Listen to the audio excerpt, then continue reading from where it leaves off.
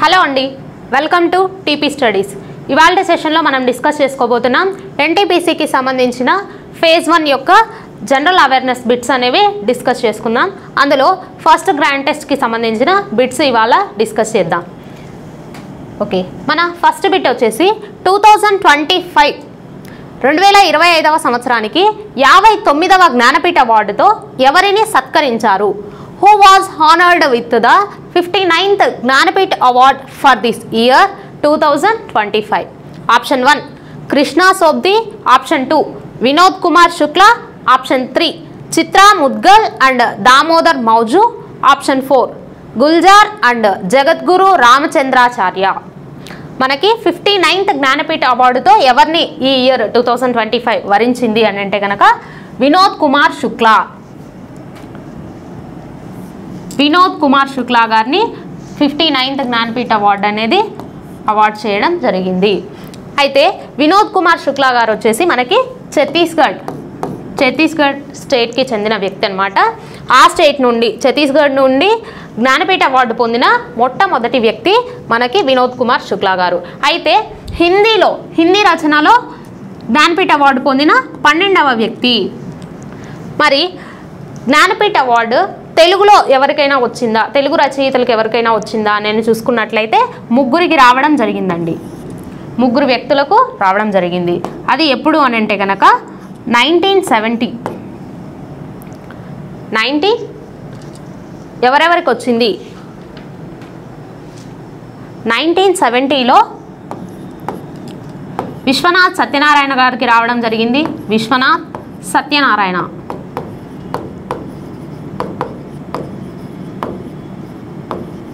ఏ రచనకు వచ్చింది ఈయనకు అని అంటే కనుక 1000 పడగలు అనే రచనకు రావడం జరిగింది. 1000 పడగలు. అలాగే సినారే గారికి ఈ అవార్డు ఇచ్చారనమాట. సినారే గారికి ఈ అవార్డు ఎప్పుడు ప్రజెంట్ చేశారు అని అంటే కనుక 1988లో సి నారాయణ రెడ్డి గారు ఈయనకి ఈ అవార్డు వచ్చింది. ఏ రచనకు వచ్చిందంటే విశ్వంబర అనే రచనకు రావడం జరిగింది. అలాగే 2012లో మనకి రావూరి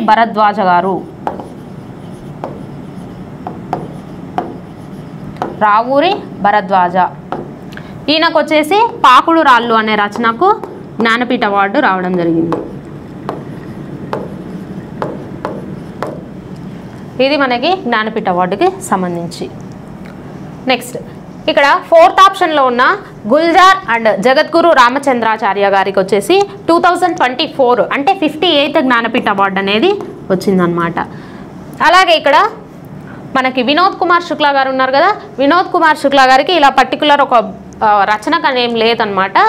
ఈయన రచనా శైలి ఏ విధంగా ఉండేది అని అంటే కనుక మన డైలీ రొటీన్ లైఫ్లో ఏ విధంగా జరుగుతాయి, మిడిల్ క్లాస్ ఫ్యామిలీస్ ఎలా ఉంటాయి, ఇలాంటి రచనా శైలికి ఆయనకి వినోద్ కుమార్ శుక్లా గారికి జ్ఞానపీఠ అవార్డు అనేది రావడం జరిగింది. Next question, what is the India's ranking in the GHI global hunger index 2025?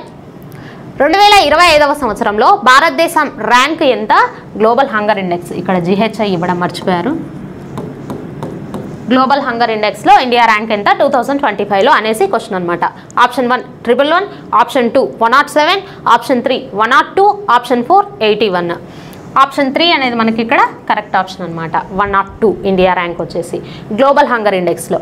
మామూలుగా అన్ని ఇండెక్సెస్లో మనం మోస్ట్లీ ఎలా చూస్తామంటే ర్యాంక్ ఎంత తక్కువ ఉంటే అంత బెటర్ అనమాట. కానీ గ్లోబల్ హంగర్ ఇండెక్స్లో ర్యాంక్ అనేది తక్కువగా ఉండకూడదు. ర్యాంక్ తక్కువగా ఉంటే స్కోర్ అనేది ఎక్కువ ఉంటుంది. ఇక్కడ ఎందుకు గ్లోబల్ హంగర్ ఇండెక్స్ అంటే ఏం చెప్తాము? ఆ దేశంలో ఆకలి బాధలు ఎక్కువగా ఉన్నాయి అనేసి చెప్పేదే గ్లోబల్ హంగర్ ఇండెక్స్ అనమాట. అయితే లాస్ట్ టైం ఇండియా ర్యాంక్ ఎంత ఉన్నింది అని అంటే కనుక 105గా ఉన్నింది 2024లో. ఇప్పుడు 25.3 స్కోర్తో ఇండియా అనేది ఉందన్నమాట. 23.5 అనేది ఇండియా యొక్క స్కోర్ అన్నమాట. మరి ఏ దేశము ఎక్కువ ఆకలి బాధలతో ఉంది అంటే కనుక సొమాలియా. టాప్లో ఉంది ఏదంటే కనుక సొమాలియా. 44.1 దీని యొక్క స్కోర్. తర్వాత వచ్చేసి సెకండ్ బురుండి. ఇవన్నీ ఆకలితో ఎక్కువ బాధపడే దేశాలండి. తర్వాత థర్డ్ ర్యాంక్లో చాద్ అనేది ఉంది. మరి ఆకలి తక్కువగా ఉన్న దేశాలు ఏవి అని అంటే కనుక టాప్ 1లో మనకి బెలారస్ ఉందన్నమాట. బెలారస్ అనేది టాప్ 1లో ఉంది. ఇది మనకి గ్లోబల్ హంగర్ ఇండెక్స్కి సంబంధించి. గ్లోబల్ హంగర్ ఇండెక్స్ ర్యాంకింగ్ అనేది మనకి ఐర్లాండ్ అదేవిధంగా జర్మనీ వీళ్ళు ఈ యొక్క సంస్థలు అనేవి ఇస్తాయన్నమాట. నెక్స్ట్, కింది వారిలో 2025లో కెమిస్ట్రీలో నోబెల్ గ్రహీత కాని వారు ఎవరు? Who are not the Nobel laureates in chemistry 2025. Option 1 Omar M Yaghi, option 2 Susumu Kitagawa, option 3 Richard Robson, option 4 Linus Pauling and James D Watson. ఎవరికి 2025లో కెమిస్ట్రీలో నోబెల్ అవార్డు రాలేదంటే ఆప్షన్ 4 అనమాట. Linus Pauling and James D వాట్సన్కి Nobel award అనేది రాలేదు.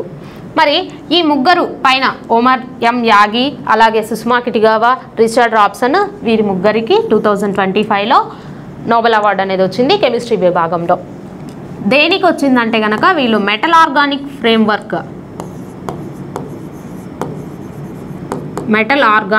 Framework పైన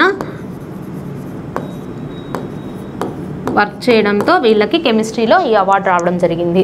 మరి నోబెల్ అవార్డు గురించి చూసుకున్నట్టయితే 1905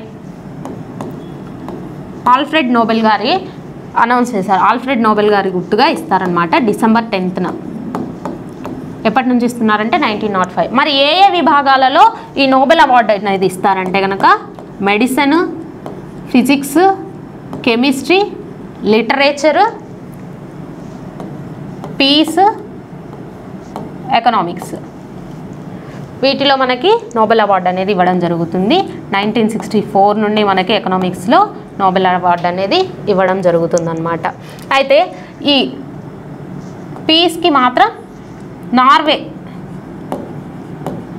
నార్వే క్యాపిటల్ అయిన ఓస్లోలో ఇస్తారు ఈ అవార్డు అనేది. మిగిలినదంతా కూడా మనకి స్వీడన్లో ఇస్తారనమాట. Next, which organisation designed and developed the Akash missile system? Akash క్షిపణి వ్యవస్థను రూపొందించి అభివృద్ధి చేసిన సంస్థ ఏది? Option 1 ISRO, option 2 DRDO, option 3 HAL, option 4 BEL. ఏదంటే మనకి ఇక్కడ సెకండ్ ఆప్షన్ అనేది కరెక్ట్ అవుతుంది. డిఆర్డిఓ అనేది మనకి ఆకాష్ మిసైల్ని డిజైన్ చేసిందనమాట. డిఆర్డిఓ యొక్క ఫుల్ ఫామ్ ఏంటి? Defence research and development organisation. మరి ఈ ఆకాష్ క్షిపణి యొక్క ప్రత్యేకత ఏంటంటే కనుక ఇది వచ్చేసి సర్ఫేస్ టు ఎయిర్ మిసైల్ అనమాట. మిసైల్స్ మనకి ఎయిర్ టు ఎయిర్ ఉంటాయి, అలాగే సర్ఫేస్ టు సర్ఫేస్ ఉంటాయి. అలా ఇది ఏ దానికి చెందింది అంటే కనుక surface to air missile. Next, మరి ఈ మధ్య ఆకాశ క్షిపణి గురించి మనకు ఒక న్యూస్ ఉందన్నమాట. అది ఏంటంటే కనుక బ్రెజిల్తో ఒప్పందం కుదుర్చుకుంది. ఇది మనకు వచ్చేసి స్వదేశీ పరిజ్ఞానంతో రూపొందించుకున్న మిసైల్. వీటికి సంబంధించి ఎగుమతులు అనేవి బ్రెజిల్కి చేయాలన్న థాట్తో ఈ ఆకాశ క్షిపణిని ఈ మధ్య న్యూస్లో ఉంది. Next, which department of India hosted the AI for Good Summit at India Mobile Congress 2025? India Mobile Congress 2025లో ఏఐ ఫర్ గుడ్ సమ్మిట్ను భారతదేశంలోని ఏ విభాగం నిర్వహించింది? Option 1 department of science and technology, department of administrative reforms, department of promotion of industry and internal trade, department of telecommunication. ఏ department వారు ఈ AI good for summit అనే దాన్ని నిర్వహించారు అంటే డిపార్ట్మెంట్ ఆఫ్ టెలికమ్యూనికేషన్స్ వాళ్ళు నిర్వహించడం జరిగింది న్యూఢిల్లీలో. ఎక్కడ? న్యూఢిల్లీలో అక్టోబర్ 10న ఈ సమ్మిట్ అనేది జరిగిందనమాట. దేనికోసం ఈ సమ్మిట్ అనేది జరిగిందని అంటే కనుక ఇంటర్నేషనల్ టెలికమ్యూనికేషన్స్ వాళ్ళకి అలాగే డిపార్ట్మెంట్ ఆఫ్ టెలికమ్యూనికేషన్స్ ఇండియాకి మధ్య ఈ సమ్మిట్ అనేది హోస్ట్ చేయడం జరిగింది. అయితే దేనికోసం మెయిన్ థీమ్ ఏంటి, మెయిన్ పర్పస్ ఏంటి అని అంటే కనుక exchange of knowledge through the AI. అదే అనమాట దీని యొక్క main purpose. Next, what is the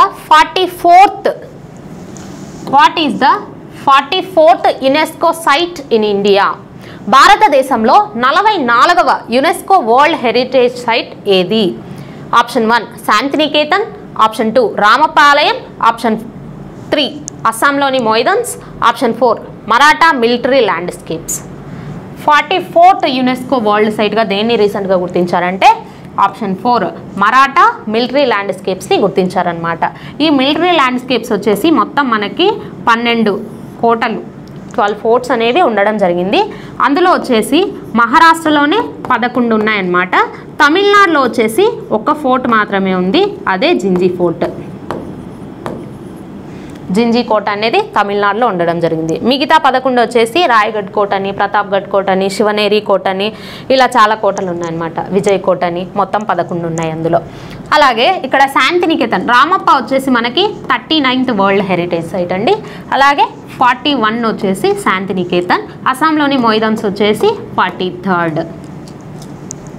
next, what is the name of the India's first regional AI news presenter? భారతదేశపు మొట్టమొదటి ప్రాంతీయ ఏఐ వార్తా యాంకర్ ఎవరు? Option 1 Tina, option 2 Lisa, option 3 Mona, option 4 Hira. Option 2 Lisa first భారతదేశం యొక్క AI వార్తా యాంకర్గా Lisa అనేదాన్ని రూపొందించారనమాట. ఇంతకీ ఏ స్టేట్ వాళ్ళు దీన్ని రూపొందించారంటే కనుక ఒడిషా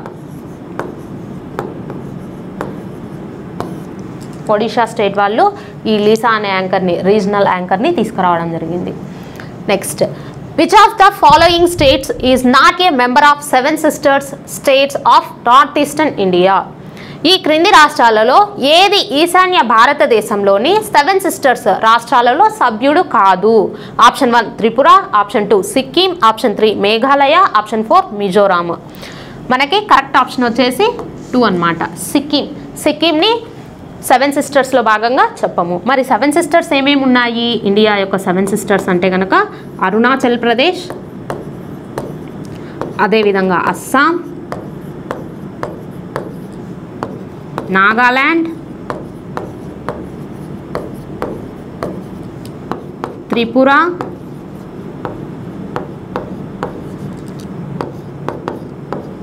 మణిపూర్,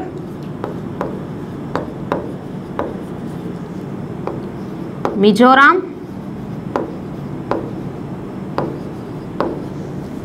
మేఘాలయ. వీటిని మనము 7 సిస్టర్స్ అనేసి పిలుస్తామన్నమాట. దేనికోసం అంటే అక్కడి యొక్క కల్చర్ కావచ్చు, అక్కడి యొక్క ఎన్విరాన్మెంటల్ కావచ్చు, జాగ్రఫికల్ ఐడెంటిఫికేషన్ కావచ్చు, వీటన్నిటిని దృష్టిలో పెట్టుకొని 7 సిస్టర్స్ అనేసి పిలుస్తాం ఈ స్టేట్స్ అన్నిటినీ కూడా. అయితే మరి సిక్కింని బ్రదర్ అనేసి పిలుస్తామన్నమాట. Next, which of the following units is used for measuring the amount of substance? క్రింది వాటిలో ఏ యూనిట్ను ఒక పదార్థం మొత్తాన్ని కొలవడానికి ఉపయోగిస్తారు? Option 1 lux, option 2 mole, option 3 tesla, option 4 joule. ఇక్కడ మన కరెక్ట్ ఆప్షన్ వచ్చేసి మోల్ అన్నమాట. ఒక సబ్స్టెన్స్ని ఒక అమౌంట్లో చెప్పడానికి, ఏదైనా ఒక పదార్థాన్ని ఇంత మొత్తంలో ఉంది అని కొలవడానికి మోల్ని వాడతాము. మరి లక్స్, ఈ లక్స్ వచ్చేసి, లక్స్ అంటే సోప్ కాదండి, ఈ లక్స్ వచ్చేసి దేనికి వాడతామంటే లైట్ ఇయర్ ఉంటుంది కదా, ఈ లైట్ డెన్సిటీని చెప్పడం కోసం లక్స్ అనేదాన్ని వాడతామన్నమాట. తర్వాత టెస్లా అంటే ఇది కంపెనీ కాదు, ఈ టెస్లా వచ్చేసి దేనికి వాడతాము అని అంటే కనుక మ్యాగ్నెటిక్ ఫ్లక్స్ వస్తాయి కదా, ఆ మ్యాగ్నెటిక్ ఫ్లక్స్ని కొలవడానికి టెస్లాని వాడతాము. అదేవిధంగా జౌల్ అంటే యూనిట్, ఒక దేనికి యూనిట్ అంటే వర్క్, ఎనర్జీకి కానీ వర్క్కి కానీ ఈ జౌల్ అనేది వాడతామన్నమాట. Next, in which state is the Kudankulam nuclear power station located? Kudankulam అణువిద్యుత్ కేంద్రం ఏ రాష్ట్రంలో ఉంది? Option 1 Karnataka, option 2 Gujarat, option 3 Tamil Nadu, option 4 Rajasthan. మనకి కుడంకులం న్యూక్లియర్ పవర్ స్టేషన్ మొత్తం భారతదేశం మొత్తానికి ప్రజెంట్ అయితే మనకి 7 న్యూక్లియర్ పవర్ స్టేషన్స్ అనేవి ఉన్నాయి. ఈ కుడంకులం అనేది తమిళనాడులో ఉందన్నమాట. ఈ 7 న్యూక్లియర్ పవర్ స్టేషన్స్ ఉన్నాయని చెప్పాను కదా, అందులో 2 వచ్చేసి మనకి తమిళనాడులో ఉన్నాయి, ఈ కుడంకులం. అలాగే కల్పకం అనే ఇంకొక న్యూక్లియర్ పవర్ స్టేషన్ ఉంది. కర్ణాటకలో వచ్చేసి మనకి కైగా న్యూక్లియర్ పవర్ స్టేషన్ అనేది ఉంది. గుజరాత్లో వచ్చేసి మనకి కాక్రాపారా కాక్రాపారా న్యూక్లియర్ పవర్ స్టేషన్. అలాగే రాజస్థాన్లో వచ్చేసి రావత్ బట్ట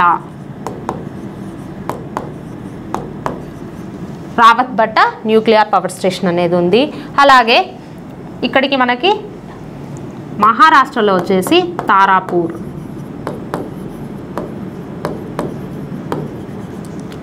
ఉత్తరప్రదేశ్లో వచ్చేసి నరోరా. ఈ 7 న్యూక్లియర్ పవర్ స్టేషన్స్ అనేవి ప్రజెంట్ మనకి ఇండియాలో ఉన్నాయన్నమాట. Next, in which year did ISRO launch the Mars orbit mission? ISRO తన మార్స్ ఆర్బిట్ మిషన్ను ఏ సంవత్సరంలో ప్రారంభించింది? Option 1 2012, option 2 2013, option 3 2014, option 4 2015. Mars orbit mission, దీన్నే మంగళయాన్ అనేసి కూడా చెప్తాము. ఇస్రో ఎప్పుడు దీన్ని లాంచ్ చేసింది అని అంటే కనుక ఆప్షన్ 2 2013. ఎప్పుడు అంటే కనుక నవంబర్ 5న లాంచ్ చేసిందనమాట. మరి దీనికి వాడిన రాకెట్ ఏ టైప్ అంటే కనుక పిఎస్ఎల్వి రాకెట్ ద్వారా దీన్ని ప్రయోగించడం జరిగింది. అలాగే ఆ టైంలో ఇస్రో యొక్క చైర్పర్సన్గా ఎవరున్నారు అంటే రాధాకృష్ణన్ గారు చైర్పర్సన్గా ఉండడం జరిగింది. ఈ మంగళయాన్ సింబలే కదా మనం 2000 నోట్, ఇప్పుడైతే లేదు కానీ 2000 నోట్ బ్యాక్ సైడ్ అప్పుడు మీరు చూసినట్లయితే ఈ మంగళయాన్ యొక్క ఆర్బిట్ మిషన్ ఇది చాలా సక్సెస్ఫుల్ అయిందనమాట. దానికి సింబలంగా మనము అక్కడ పెట్టాం. కింది వాటిలో డిఆర్డిఓ అభివృద్ధి చేసిన మల్టీ బ్యారెల్ రాకెట్ వ్యవస్థ ఏది? Which of the following is a multi barrel rocket system developed by DRDO? Option 1 Trishul, option 2 Dhanush, option 3 Pinaka, option 4 Prithvi. DRDO develop చేసిన బ్యారెల్ రాకెట్ వ్యవస్థ ఏది అని అంటే కనుక ఆప్షన్ 3 పినాకా అన్నమాట. ఇది వచ్చేసి మనకి 12 రాకెట్స్ పైన 44 సెకండ్స్లో వర్క్ చేస్తుంది అన్నమాట. ఇది పినాకా యొక్క స్పెషాలిటీ. ఇది ఇండిజినస్ అన్నమాట, స్వదేశీ పరిజ్ఞానంతో రూపొందించుకున్నది. నెక్స్ట్, ఉబంటు అంటే ఏమిటి? Ubuntu is a web browser, external hard drive, malware, operating system. Ubuntu అనేది మనకి ఆపరేటింగ్ సిస్టమ్, మాల్వేర్ కాదు, ఎక్స్టర్నల్ హార్డ్ డ్రైవ్ కూడా కాదనమాట. Next, where is the Sabarimala temple located? ఇది చాలా సింపుల్ క్వశ్చన్. శబరిమల ఆలయం ఎక్కడ ఉంది? Option 1 Kerala, option 2 Odisha, option 3 Maharashtra, option 4 Andhra Pradesh. కేరళలో మనకి శబరిమల ఆలయం అనేది ఉండడం జరిగింది. Next, 15th question, which of the following monuments is not located in Delhi? కింది వాటిలో ఢిల్లీలో లేని స్మారక చిహ్నాలు ఏవి? ఆప్షన్ 1 అలై దర్వాజా, ఆప్షన్ 2 బులంద్ దర్వాజా, option 3 Indian gate, option 4 Humayun సమాధి. మనకి అలై దర్వాజా ఇది ఢిల్లీలోనే ఉంది. ఆప్షన్ 2 బులంద్ దర్వాజా ఇది వచ్చేసి మనకి ఫతేపూర్ సిక్రీలో ఉందన్నమాట. ఇండియన్ గేట్ ఇది కూడా న్యూఢిల్లీలోనే ఉంది. హుమయూన్ సమాధి కూడా మనకి ఢిల్లీలోనే ఉంది. ఆయన భార్య సలీమా ఆయన చనిపోయిన తర్వాత ఆయన సమాధిని ఢిల్లీలో నిర్మించడం జరిగిందనమాట. అయితే ఈ హుమయూన్ సమాధి మనకి 1993లో వరల్డ్ హెరిటేజ్ సైట్గా గుర్తింపు పొందింది యునెస్కో చేత. మరి బులంద్ దర్వాజా దీన్ని గుజరాత్ పైన గెలిచిన సందర్భంగా మనకి అక్బర్ గారు నిర్మించారనమాట ఫతేపూర్ సిక్రీలో. ఎక్కడ? ఫతేపూర్ సిక్రీ.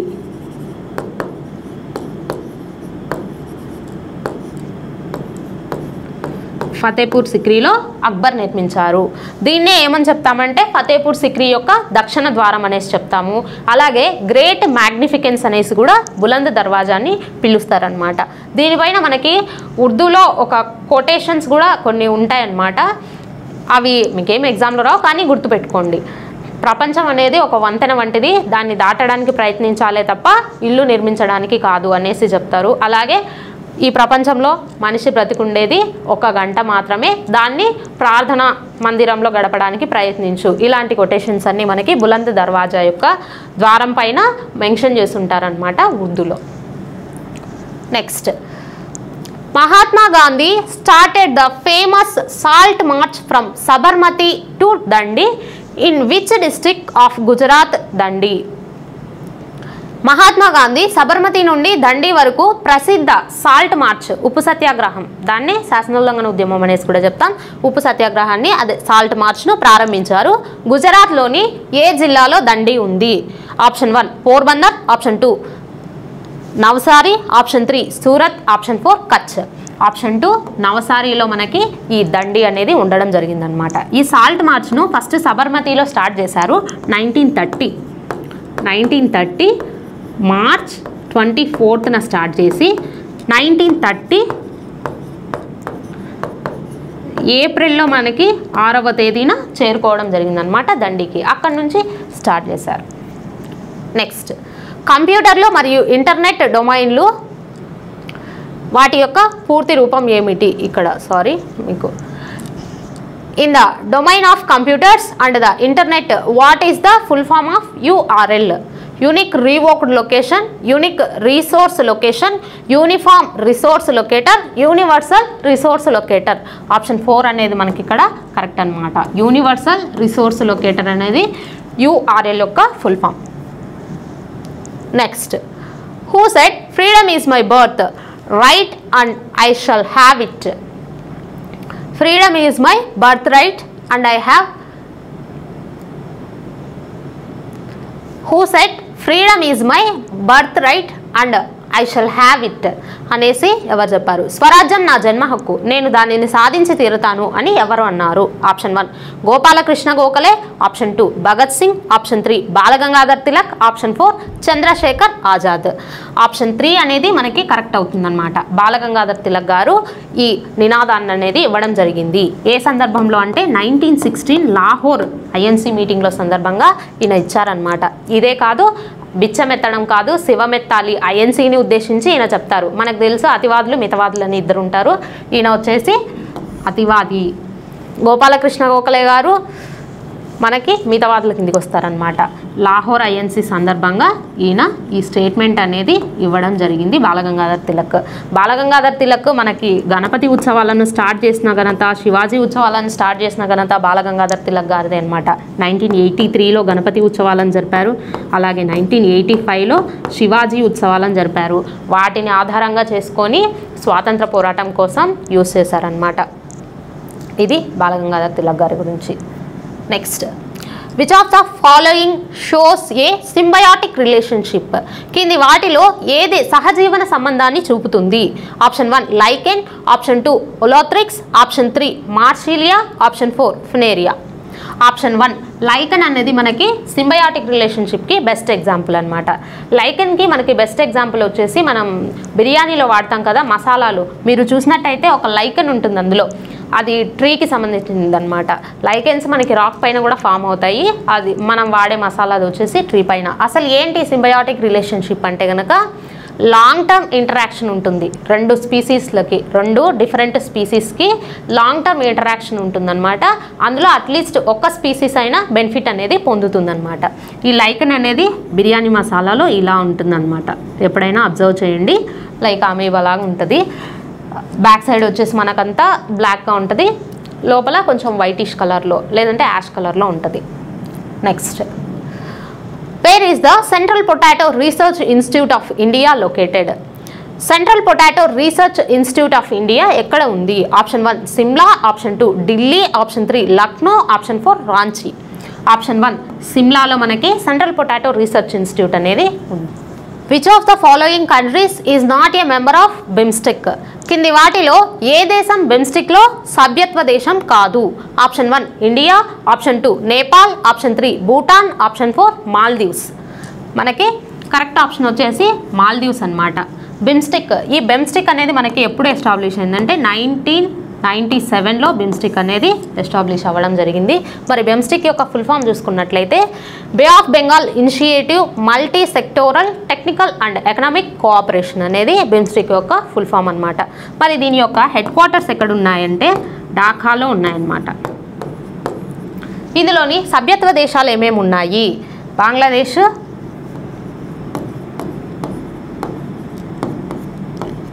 భూటాన్,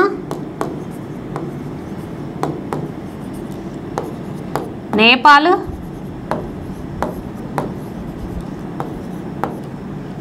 శ్రీలంక,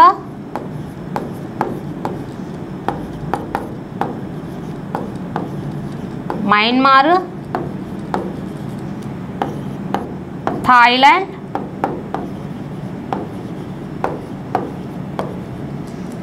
అలాగే ఇండియా.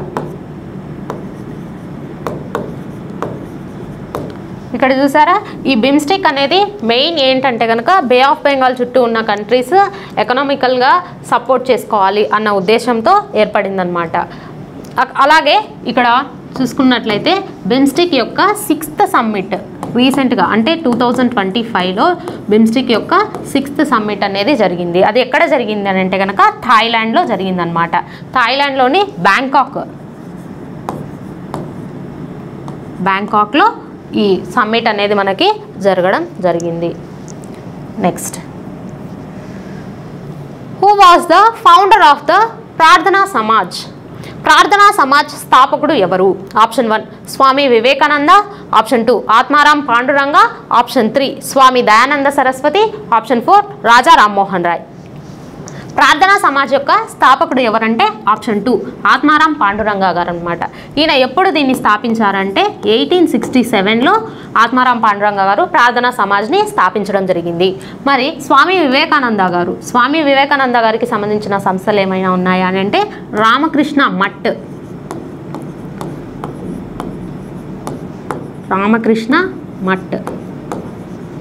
దీన్ని 1887లో స్థాపించారు. అలాగే రామకృష్ణ మిషన్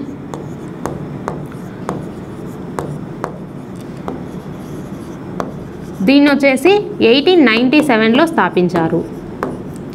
అలాగే స్వామి దయానంద సరస్వతి గారికి చెందిన సంస్థలు ఏంటి అంటే కనుక ఆర్య సమాజ్ని స్థాపించారనమాట. ఆర్య సమాజ్.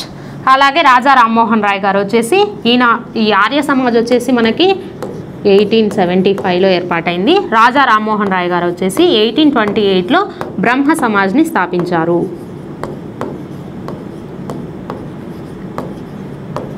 దీన్ని బ్రహ్మ సమాజ్ని స్థాపించడం జరిగింది.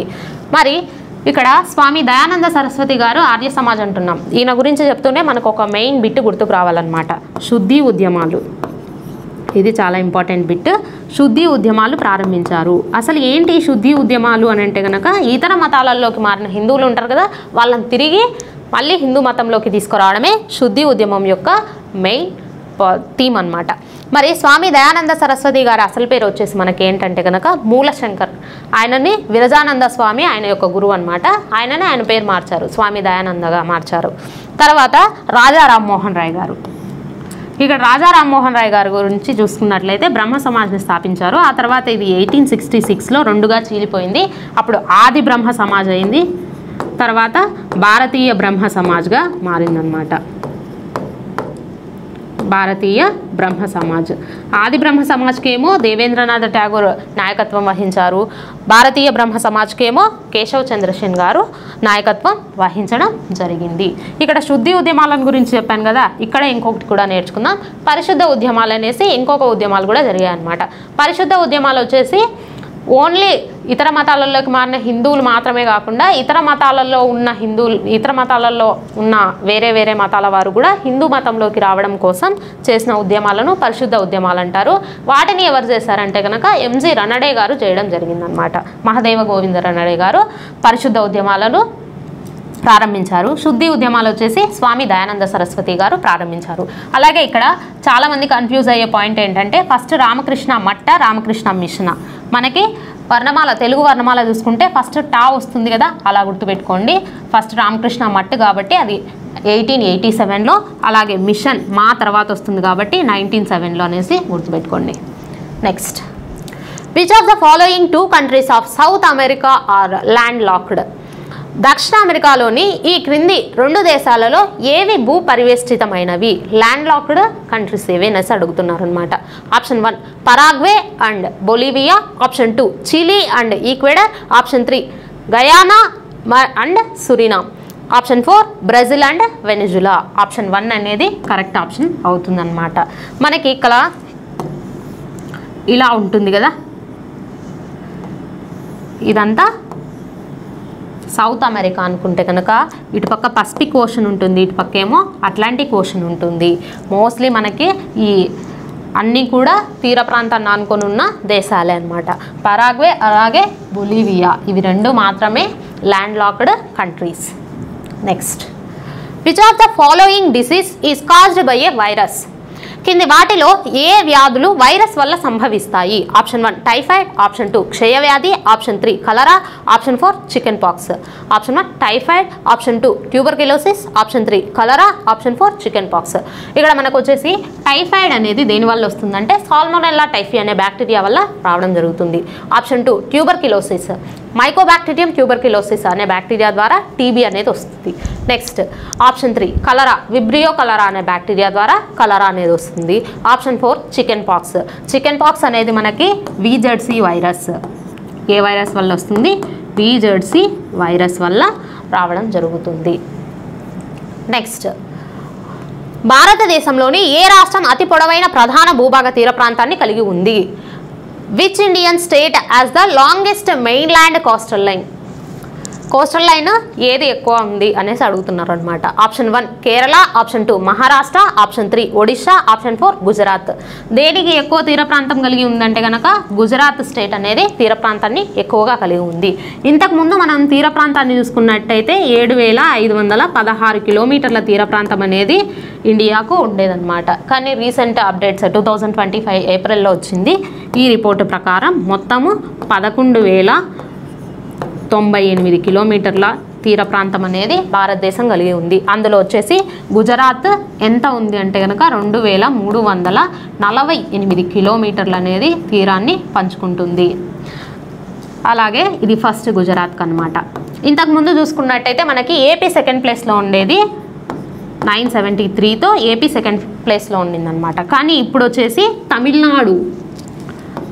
తమిళనాడు మనకి సెకండ్ ప్లేస్లో ఉంది తీర ప్రాంతాన్ని పంచుకుంటూ. ఎంత పంచుకుంటుందంటే 1068 కిలోమీటర్స్ పంచుకుంటుంది.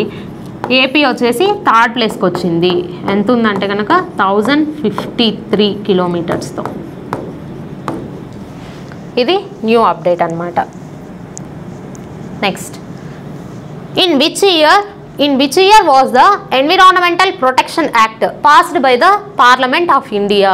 భారత పార్లమెంటు పర్యావరణ సంరక్షణ చట్టాన్ని ఏ సంవత్సరంలో ఆమోదించింది? 1988, 1990, 1991, 1986. పర్యావరణ పరిరక్షణ చట్టము ఇది మనకి 1986లో వచ్చిందనమాట. దేనికి తీసుకొని వచ్చారు పార్లమెంట్? ఆ టైంలోనే ఎందుకు తీసుకొని వచ్చారంటే మనకి భోపాల్ గ్యాస్ దుర్ఘటన గుర్తే ఉంటుంది. ఆ భోపాల్ గ్యాస్ దుర్ఘటన అందులో రిలీజ్ అయినది ఏంటంటే కనుక మీథైల్ ఐసోసైనైడ్ అనేది రిలీజ్ అయ్యి చాలామంది ప్రాణాలు కోల్పోయారు. ఇప్పటికి కూడా దానివల్ల సఫర్ అవుతున్న వాళ్ళు ఉన్నారనమాట. దాని తర్వాత మనకి 1986లో ఈ పర్యావరణ పరిరక్షణ చట్టం అనేది తీసుకురావడం జరిగింది. అలాగే ఇంకొన్ని యాక్ట్స్ గురించి నేర్చుకుందాం. ఇక్కడ 1974లో జల కాలుష్య చట్టము, వాటర్ పొల్యూషన్ యాక్ట్ అనేది తీసుకురావడం జరిగింది. జల కాలుష్య చట్టం. అలాగే 1980లో అటవీ సంరక్షణ చట్టము, ఫారెస్ట్ ప్రొటెక్షన్ యాక్ట్ అనేది తీసుకొని వచ్చారు. 1981లో వాయు కాలుష్య చట్టము, 1981లో వాయు కాలుష్య చట్టము, ఎయిర్ పొల్యూషన్ యాక్ట్ అనేది తీసుకొని వచ్చారు. అలాగే 2002లో బయోడైవర్సిటీ యాక్ట్ అనేది తీసుకురావడం జరిగింది. జీవ వైవిధ్య చట్టం అంటాము, బయోడైవర్సిటీ యాక్ట్.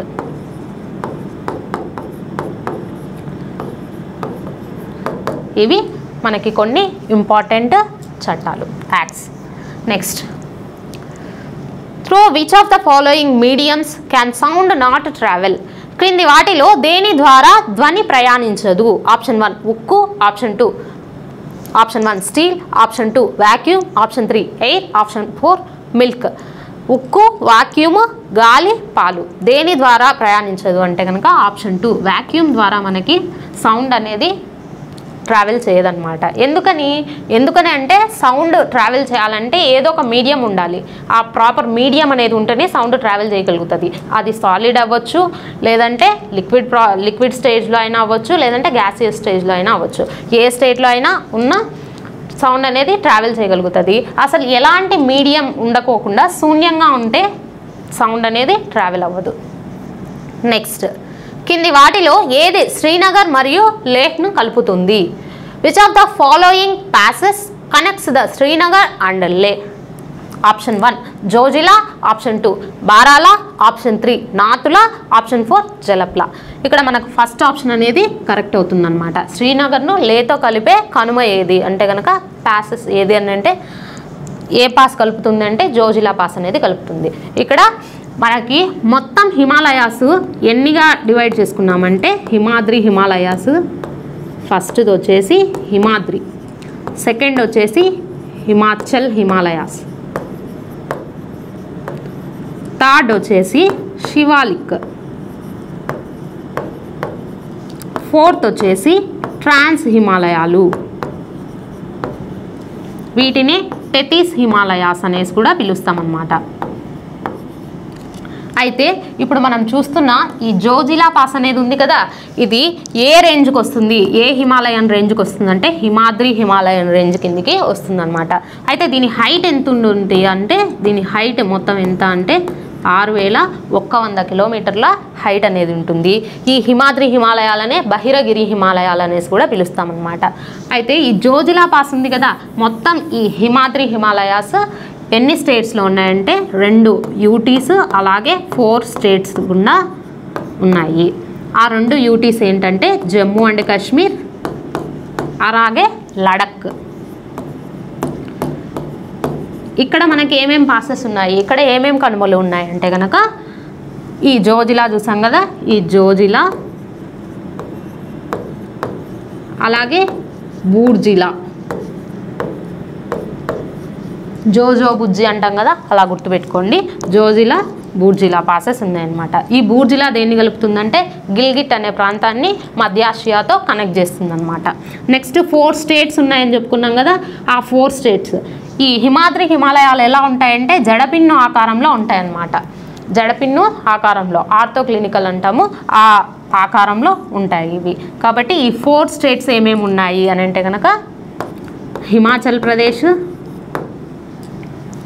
ఉత్తరాఖండ్, సిక్కిం, అరుణాచల్ ప్రదేశ్, వీటి గుండా పాస్ అవుతాయి అన్నమాట. హిమాచల్ ప్రదేశ్లో వచ్చేసి మనకి ఏమేం పాసెస్ ఉన్నాయంటే షిప్కిలా పాస్, అలాగే కుంజుమ్. ఈ షిప్కిలా పాస్ను గుర్తుపెట్టుకోండి, ఎందుకంటే సట్లెజ్ రివర్ అనేది మనకి ఎంటర్ అయ్యేది ఈ షిప్కిలా పాస్ గుండానే. ఆ తర్వాత ఉత్తరాఖండ్లో మనకు వచ్చేసి లిపు లేక్ పాస్, నిధిలా. ఈ లిపు లేక్ పాస్ అనేది మనకి ఇంపార్టెంట్, ఎందుకంటే కనుక నేపాల్ని అదేవిధంగా చైనాని అదేవిధంగా ఇండియాకు ట్రై జంక్షన్ లాగా పనిచేస్తుంది అన్నమాట. దేనికి చైనాకి, నేపాల్కి, ఇండియాకి ట్రై జంక్షన్ లాగా ఈ లిపు లేక్ అనేది ఉంటుంది. తర్వాత నిధిలా, మూలింగ్, మానస్, దగ్లా, ఇవి మనకి ఉత్తరాఖండ్లోని ప్యాసెస్, ఉత్తరాఖండ్లోని కనుమలు. తర్వాత సిక్కింలో వచ్చేసి మనకి ఈ నాతుల, నాకుల, జలప్లా, ఈ పాసెస్ అనేవి పోతాయన్నమాట. నాతుల గుండా మనకి ఏంటంటే టీస్తా రివర్ ఉంది కదా, ఆ టీస్తా రివర్ అనేది ఎంటర్ అవుతుంది. ఈ జలప్లా పాస్ కూడా, ఇవి 2 మనకి సిక్కిం. అదేవిధంగా అరుణాచల్ ప్రదేశ్, అరుణాచల్ ప్రదేశ్లో మనకి యాంగ్యాప్, ఈ యాంగ్యాప్ గుర్తుపెట్టుకోవాలి, ఎందుకంటే బ్రహ్మపుత్ర రివర్ మనకి ఎంటర్ అవుతుంది ఇండియాలోకి యాంగ్యాప్ పాస్ ద్వారానే అనమాట. అదేవిధంగా చౌక్, ద్వీపు, దిహాంగ్, ఇవన్నీ కూడా అరుణాచల్ ప్రదేశ్లోని కనుమలు. ఇక్కడ మీకు ఖచ్చితంగా బిట్టుబడే ఛాన్స్ ఉంది, ఇదంతా ఒకసారి గుర్తుపెట్టుకోండి. నెక్స్ట్, ఏ దేశ అంతరిక్ష సంస్థ ఒసిరిస్ రెక్స్ అంతరిక్ష నౌకను ప్రయోగించింది? Which country's space agency launched the OSIRIS REx spacecraft? Option 1 UAE, option 2 Japan, option 3 China, option 4 USA. ఏ దేశము ఒసిరిస్ రెక్స్ని ప్రయోగించింది? ఇది ఒక అంతరిక్ష నౌక అనమాట. ఏ దేశం ప్రయోగించిందంటే యుఎస్ఏ, అమెరికా అనేది ప్రయోగించింది. నాసా అమెరికాలోని నాసా దీన్ని ప్రయోగించడం జరిగింది. ఇప్పుడు కాదు, 2016లో దీన్ని ప్రయోగించారనమాట. మరి అంత పాతది ఇప్పుడు ఎందుకు చదువుకుంటున్నామంటే ఇది 2023లో ల్యాండ్ అయింది. ఎందుకు అంత టైం టేకెన్ తీసుకుంది, అసలు దీని పర్పస్ ఏంటి, పంపించిన పర్పస్ అంటే కనుక బెన్ను అనే ఒక న్యాచురల్ ఆస్ట్రాయిడ్ గ్రహశకలం అంటాం కదా, ఈ బెన్ను అనే గ్రహశకలం పైన పరిశోధనల కోసం పంపించిందనమాట. అక్కడ మట్టిని కలెక్ట్ చేసి 2023లో మనకి ఇది రిటర్న్ అవ్వడం జరిగింది. మళ్ళీ దీన్ని పంపించారనమాట ఒసరిక్స్ 2గా. Next, Patachitra style of painting is one of the oldest and most popular art forms of which of the following states? Patachitra శైలి చిత్రలేఖనం కింది ఏ రాష్ట్రంలోని పురాతన మరియు అత్యంత ప్రజాదరణ పొందిన కళారూపాలలో ఒకటి? Option 1 Odisha, option 2 Rajasthan, option 3 Bihar, option 4 Andhra Pradesh. దేనికి చెందింది పటచిత్ర స్టైల్ అంటే కనుక ఒడిషాకు చెందింది. Next, who among the following was the youngest president of India? కింది వారిలో మొట్టమొదటి భారతదేశానికి అతి పిన్న వయస్కుడైన రాష్ట్రపతి ఎవరు అనేసి అడుగుతున్నారనమాట. Option 1 Neelam Sanjiva Reddy, option 2 doctor S Radhakrishnan గారు, option 3 doctor Rajendra Prasad, option 4 doctor Zakir Hussain గారు. మనకి ఫస్ట్ ఆప్షన్ అనేది కరెక్ట్ అవుతుందన్నమాట. అలాగే ఇప్పుడు ప్రజెంట్ చూసుకుంటే ఎవరు యంగెస్ట్ అంటే కనుక 64 ఇయర్స్ ద్రౌపది ముర్ము గారు ఉన్నారు. ఈ రికార్డ్ని బ్రేక్ చేశారనమాట. ఇండిపెండెన్స్ వచ్చిన తర్వాత మనకి జన్మించిన అలాగే దేశాన్ని పరిపాలించిన మొట్టమొదటి ప్రెసిడెంట్ ఎవరు అని అంటే ద్రౌపది ముర్ము గారు. ప్రజెంట్ ఆవిడే ఉన్నారు మనకి. అలాగే సెకండ్ ఉమెన్ కూడా. Next, where is the head quarters of the international court of justice located? అంతర్జాతీయ న్యాయస్థాన ప్రధాన కార్యాలయం ఎక్కడ ఉంది? Option 1 Paris, option 2 Washington DC, option 3 New York, option 4 the Hague. ఎక్కడ ఉంది అంటే కనుక ది హేగ్లో ఉందన్నమాట. నెదర్లాండ్స్ ది హేగ్లో మనకి ఇంటర్నేషనల్ కోర్ట్ ఆఫ్ జస్టిస్ అనేది ఉంది. ఇది ఎందులో భాగం అని అంటే కనుక యుఎన్ఓ, యునైటెడ్ నేషన్స్ ఆర్గనైజేషన్ ఉంది కదా మనకి, దీని 5 భాగాలు ఉన్నాయన్నమాట మొత్తం. ఇందులో ఏమేమి ఉన్నాయంటే కనుక జనరల్ అసెంబ్లీ, యుఎన్ యొక్క జనరల్ అసెంబ్లీ ఒకటైతే, సెక్రటరీ యుఎన్ యొక్క సెక్రటేరియట్ ఒకటి, అలాగే యుఎన్ యొక్క సెక్యూరిటీ కౌన్సిల్ ఒకటి, అలాగే ఎకనామిక్ అండ్ సోషల్ కౌన్సిల్ ఇదొకటి ఉంది. అలాగే ఇంటర్నేషనల్ కోర్ట్ ఆఫ్ జస్టిస్.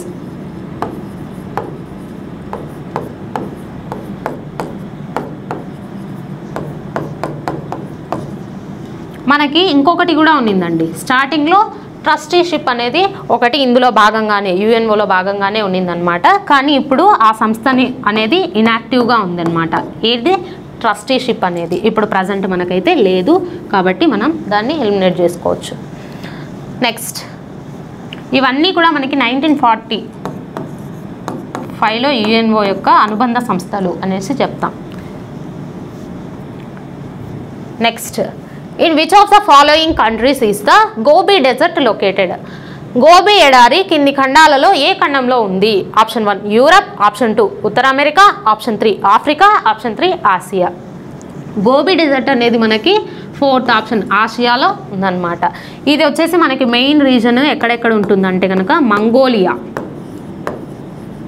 అలాగే చైనా, ఈ దేశాలలో ఈ గోబీ డెజర్ట్ అనేది ఉండడం జరిగింది. అవన్నీ కూడా మధ్యాసియా దేశాలు. Next, who is the author of Rajatarangini? Rajatarangini పుస్తక రచయిత ఎవరు? Option 1 Kalidas, option 2 Chand Bardai, option 3 Jayadeva, option 4 కల్హనుడు. కల్హనుడు వచ్చేసి మనకి రాజతరంగిణిని రచించడం జరిగిందనమాట. ఇది కాశ్మీర్ యొక్క వాతావరణాన్ని గురించి, కాశ్మీర్ యొక్క కల్చర్ని గురించి చెప్తుంది రాజతరంగిణి అనేది. ఇక్కడ మన కాళిదాస్, ఈయన కూడా చాలా ఫేమస్. కాళిదాస్ వచ్చేసి ఏ రచనలు చేశారు అంటే కనుక విక్రమోర్వశీయము, అలాగే శకుంతల దుష్యంతుల కథ ఉంటుంది కదా, ఆ శకుంతల దుష్యంతుల కథ, అలాగే మాళవికాగ్నిమిత్రము, ఇలాంటి ఫేమస్ అంతా ఈయన రచించారు. అలాగే జయదేవుడికి సంబంధించిన ముఖ్యమైన రచన ఏది అని అంటే కనుక గీతా గోవిందం. సినిమా కాదండి, గీతా గోవిందం జయదేవుడు రచించారు. In which year was the second battle of Panipattu fought between Akbar and Hemu? Akbar మరియు హేముకు మధ్య రెండవ పానిపట్టు యుద్ధం ఏ సంవత్సరంలో జరిగింది? 1526, 1536, 1576, 1556. మనకి మొత్తం 3 పానిపట్టు యుద్ధాలు జరిగాయండి. ఒకటి వచ్చేసి 1526లో జరిగింది, అలాగే రెండవది వచ్చేసి 1556లో జరిగింది, అలాగే మూడవది వచ్చేసి 1761లో జరిగిందనమాట. ఆప్షన్ 4 అనేది కరెక్ట్ ఆప్షన్ అవుతుంది. రెండవ పానిపట్టు యుద్ధం వచ్చేసి అక్బర్కి అలాగే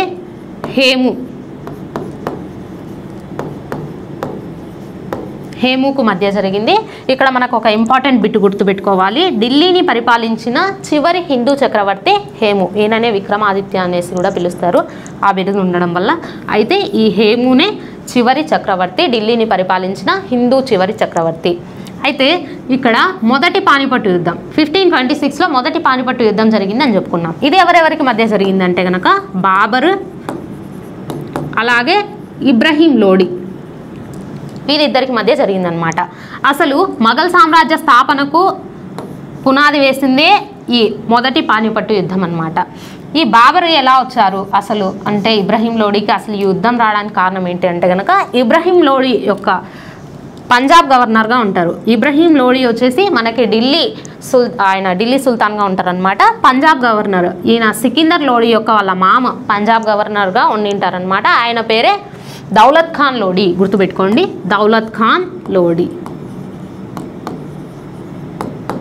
ఈ దౌలత్ ఖాన్ లోడి అలాగే అదే టైంలో లాహోర్ గవర్నర్గా ఇంకొక అతను ఉంటాడు, అతని పేరు అలం ఖాన్ లోడి.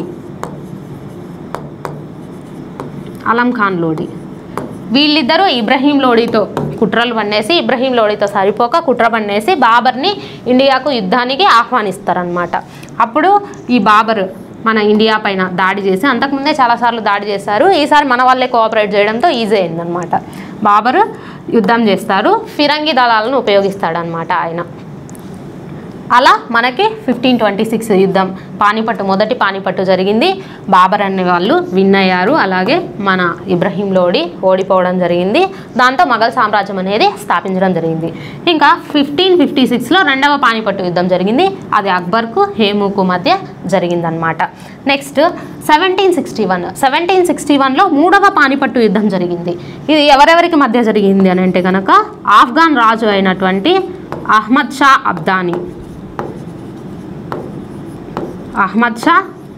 అబ్దానీకి అలాగే మరాఠా రాజులకి మధ్య జరిగిందనమాట ఈ యుద్ధం. మరి మరాఠా రాజులు ఎవరెవరు పాల్గొన్నారు ఈ మూడవ పానిపట్టు యుద్ధంలో అంటే కనుక విశ్వాసరావు, అలాగే సదాశివరావు,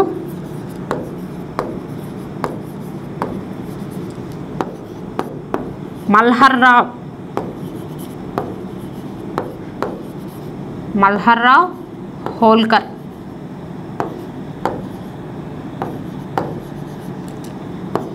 అలాగే దామాని గైక్వాడ్.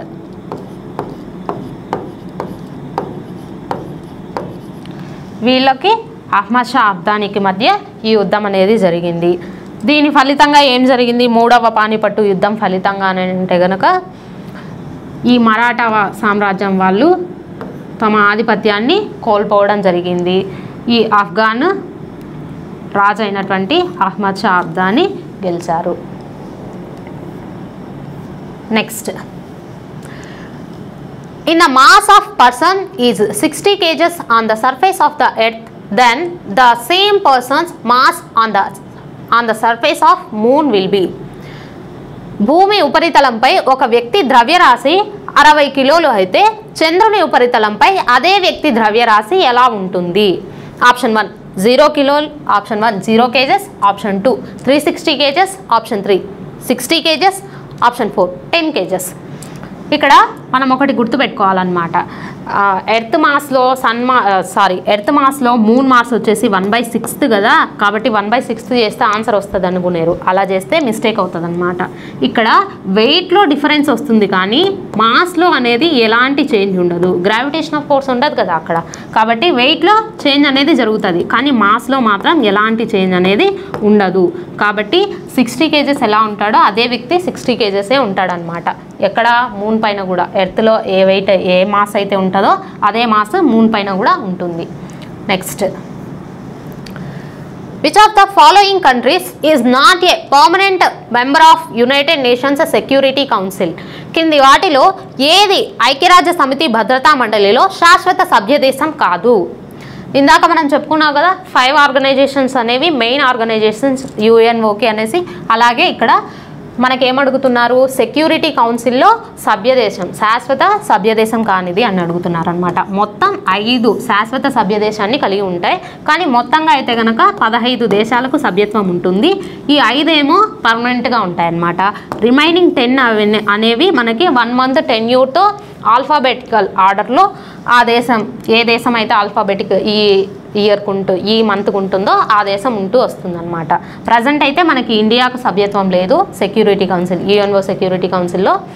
పాకిస్తాన్కి సభ్యత్వం అనేది కలిగి ఉంది ఈసారికి. ఈ విధంగా తీసుకుంటారు. మరి అయితే ఆ 5 పర్మనెంట్ కంట్రీస్ ఏంటి అనేసి మనకి ఇక్కడ క్వశ్చన్ అడుగుతున్నారు అనమాట. చైనా పర్మనెంట్ మెంబరే, అలాగే ఫ్రాన్స్ కూడా పర్మనెంట్ మెంబరే, యూకే కూడా పర్మనెంట్ మెంబరే, అలాగే మనకి USA ఇక్కడితో 3 అయిపోయాయి కదా, USA పర్మనెంట్ మెంబర్గా ఉందన్నమాట. అలాగే దీంతోపాటు రష్యా కూడా పర్మనెంట్ మెంబర్షిప్ అనేది ఉంది సెక్యూరిటీ కౌన్సిల్లో. జపాన్ అనేది కాదు, జపాన్ అనేది పర్మనెంట్ మెంబర్షిప్ లేదు. కాబట్టి మన ఆప్షన్ అనేది 4th ఆప్షన్ ఇక్కడ కరెక్ట్ ఆప్షన్ అవుతుంది. Next, what is the maximum strength of the members of the Lok Sabha? Lok Sabha గురించి చెప్పే ఆర్టికల్ ఏదండి మనకి చూడండి. లోక్సభ గరిష్ట సభ్యుల సంఖ్య ఎంత? Option 1 543, option 2 547, option 3 552, option 4 549. Option 3 అనేది ఇక్కడ కరెక్ట్ ఆప్షన్ అవుతుంది. ఎందుకంటే లోక్సభ యొక్క ఆర్టికల్ ఏది అంటే కనుక మనకి లోక్సభ గురించి చెప్పే ఆర్టికల్ 81 అనమాట. ఇక్కడ లోక్సభలో మనకి 552 ఉండేది కానీ ఇప్పుడైతే కనుక 550 మెంబర్స్ మ్యాక్సిమం నెంబర్గా చెప్పాలి. ఎందుకంటే ఇక్కడ 2 మెంబర్స్ ఉంటారు కదా, ఈ 2 మెంబర్స్ వచ్చేసి ఆంగ్లో ఇండియన్స్ అనమాట. ఆంగ్లో ఇండియన్స్ని ఎలక్ట్ చేసుకునే పద్ధతి ఉండేది. అయితే ఇప్పుడు 104th amendment act 104th amendment act ద్వారా ఈ ఇద్దరు ఆంగ్లో ఇండియన్స్ని ఎన్నుకునే పద్ధతిని రద్దు చేశారు. దాంతో ఏమైంది, 550 మెంబర్స్ గరిష్ట సభ్యుల సంఖ్య అయింది. ప్రజెంట్ ఎంతమంది ఉన్నారు అంటే కనుక 543 అనేది లోక్సభ యొక్క ప్రస్తుత మెంబర్స్ అనమాట. మరి ఈ 550ని ఎలా తీసుకుంటారు అని అంటే కనుక 530 మెంబర్స్ని స్టేట్స్ నుంచి తీసుకోవాలి, అలాగే 20 మెంబర్స్ని యూటీస్ నుంచి యూనియన్ టెరిటరీస్ నుంచి తీసుకోవాలి. Next, which Sikh guru established the Khalsa Panth? Khalsa పంత్ను స్థాపించిన సిక్కు గురువు ఎవరు? Option 1 Shri Guru Nanak, option 2 Shri Guru Tegh Bahadur ji, option 3 Shri Guru Har Gobind ji, option 4 Shri Guru Gobind Singh ji. Option 4 అనేది మనకి ఇక్కడ కరెక్ట్ ఆప్షన్ అవుతుంది. అసలు సిక్కు గురువుల గురించి మనం ఏంటి కల్సా పంత్ అనేది చూసిన తర్వాత సిక్కు గురువుల సిరీస్ అనేది చూద్దాము. కల్సా పంత్, ఈ కల్సా పంత్ అంటే ఏంటంటే కనుక 5 కేస్, ఇది గుర్తుపెట్టుకోండి 5 కేస్. కేష్ అంటే జుట్టు, కంగ్ కేష్ కంగ్ అంటే దువ్వెన, కరా కంకణం, కచ్చార్ కచ్చార్ అంటే ఒక దోవతి లాంటిదన్నమాట, చిన్న క్లాత్. అలాగే కిర్పాన్ అంటే ఖడ్గం.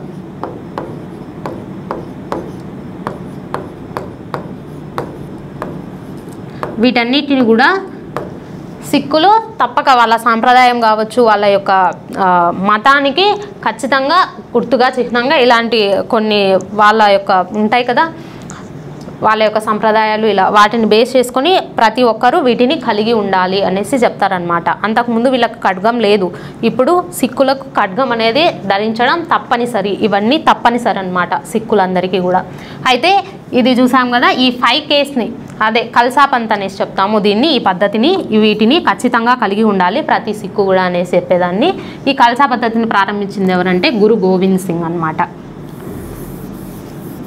మరి ఈ మీకు చెప్పాను కదా సిక్కు గురువుల యొక్క సిరీస్ చెప్తాననేసి, ఫస్ట్ నారా అనేసి గుర్తుపెట్టుకోండి. మొత్తం 10 సిక్కు గురువులు ఉంటారనమాట.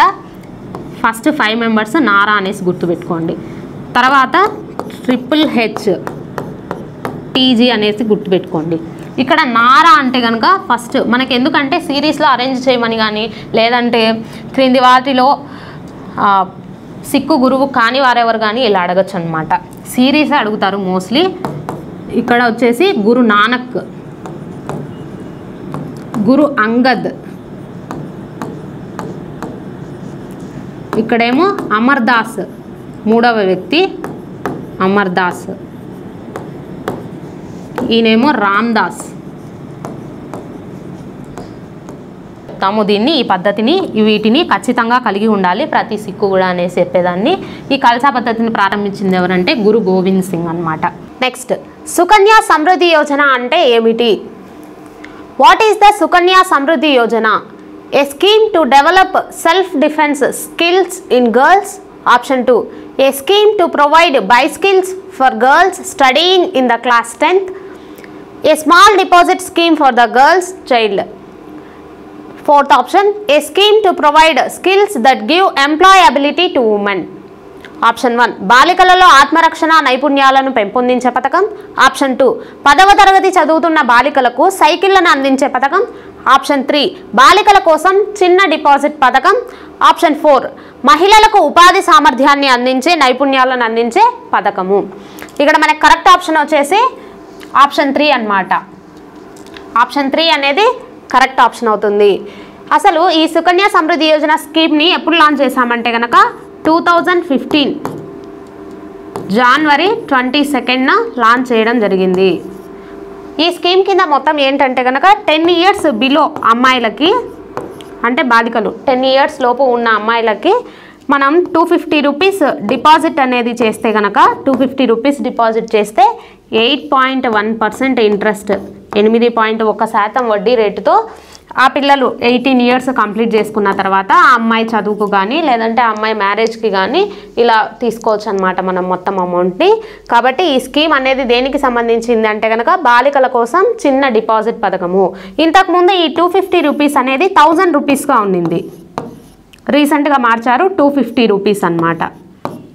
ఫిక్స్డ్ డిపాజిట్ చేయాలి అమ్మాయి పేరు మీద. ఇది సుకన్య సమృద్ధి యోజనకు సంబంధించిన ఇన్ఫర్మేషన్. ఇదండి ఇవాల్టి class. Thank you for watching.